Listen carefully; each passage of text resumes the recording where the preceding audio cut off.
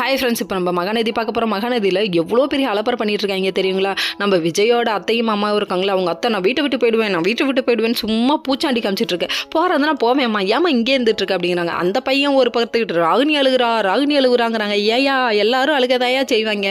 அவங்க அப்பாவை போலீஸ் பிடிச்சிட்டு போயிடாங்க, அதனால அழுகுறாங்க. உனக்கு என்னப்பா வந்துச்சு? ராகினி கஷ்டப்படுறா. இதே கல்யாணம் நிச்சயமே ஆகலடாப்பா, இப்படி பண்ணுறியாப்பா அப்படிங்கிற மாதிரி இருக்குது.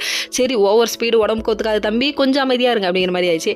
அதுக்கப்புறம் என்ன சொன்னாங்கன்னா, ஒரு வழியாக விஜய் சமாதானம் பண்ணி வீட்டை விட்டு வெளியே போகாதீங்கன்னு சொல்லிட்டு இருக்காங்க. இவ்வளோ அமளி துமளி நடந்துக்கிட்டு எவ்வளோ அமைதியாக போறா பாரு அப்படின்னு சொல்லிட்டு யாரை திட்டுறாங்க? பாட்டி வந்து காவேரியை திட்டுறாங்க.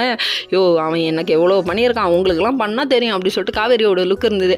அதுக்கப்புறம் காவேரி அவங்க அம்மா வீட்டுக்கு போகிறாங்க. அம்மா வீட்டுக்கு போயிட்டு உட்காந்து நல்லது இந்த மாதிரி நடந்த விஷயத்தெல்லாம் பேசிகிட்டு இருக்காங்க. பசுபதி என்னை கடத்தலாமா, அதனால தான் நான் கம்ப்ளைண்ட் கொடுத்தேன்னு சொல்கிறாங்க. அதுக்காக நீ மொத்த குடும்பத்தோட பகையும் சம்பாதிக்கணும் அப்படின்னு சொல்கிறாங்க. பிறந்த வீட்டில் ஒன்றுனா பதறுவாங்க, அதே புகுந்த வீட்டிலனா யாருக்கு அவங்களுக்கு நஷ்டம் இல்லைல்ல, அதனால கண்டிப்பாக அவங்க பதற மாட்டாங்க. இது உலக நீதி அப்பா, இதை திருத்த யாராலையும் முடியாது. நீயாச்சு நானாச்சு, அது யாராலையும் முடியாது. அதுக்கப்புறம் பார்த்தீங்கன்னா நம்ம காவேரி இருந்துட்டு எல்லாத்தையும் சொல்லி முடிச்சுட்டு வராங்க. இன்னொரு பக்கம் பார்த்தீங்கன்னா நிவின்கிட்ட பேசிகிட்டு இருக்காங்க. யாருன்னு பார்க்குறீங்களா? நம்ம காவேரியோட தங்கச்சி.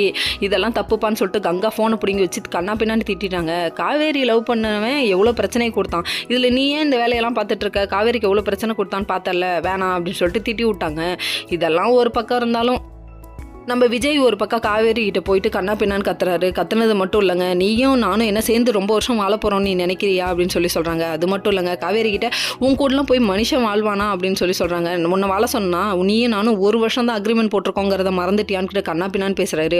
ஒரு பொண்ணோட மனசை உடைக்கிறதுல எவ்வளோ ஆனந்தம் அந்த கரடி மூஞ்சனுக்கு அப்படிங்கிற மாதிரி தான் இருந்தது. ஓகே ஃப்ரெண்ட்ஸ், நெக்ஸ்ட் வீடியோவில் பார்ப்போம். பாய்.